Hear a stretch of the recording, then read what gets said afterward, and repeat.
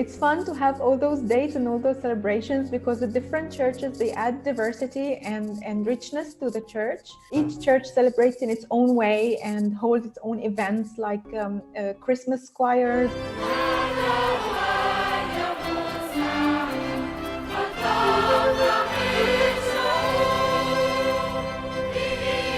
They hold charity events where people buy things for charity, bazaars, and a lot of different visits to orphanages and elderly homes and so on.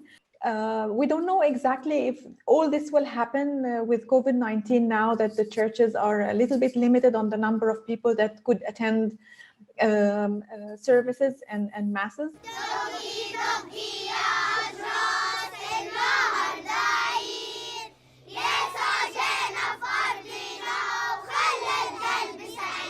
A lot of people who live in villages, remote areas in Egypt, they don't have access to the church. People feel more isolated. So SAT7 programs connect people, connects them to their churches, to the bigger Christian family. They feel they're not alone. There are people who are praying for them and considering them.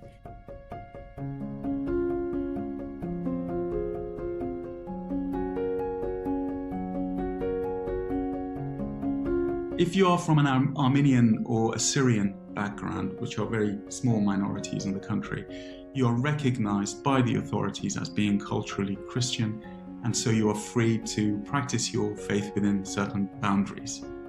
The vast majority of Iranian Christians, however, come from a Muslim background, and for them, openly celebrating Christmas is not really possible.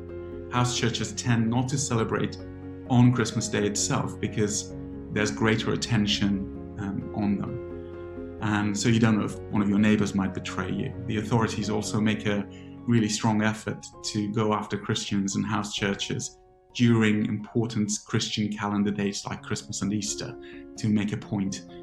So any celebrations have to be done quietly. If there's any singing, it's really barely a whisper, and the doors are often stuffed with blankets to make sure that very little sound gets out. But the great thing is, Iranians are really attracted by Christmas because it celebrates joy and light, something that's been really lacking in the experience of Iranians inside the country. They love Christmas.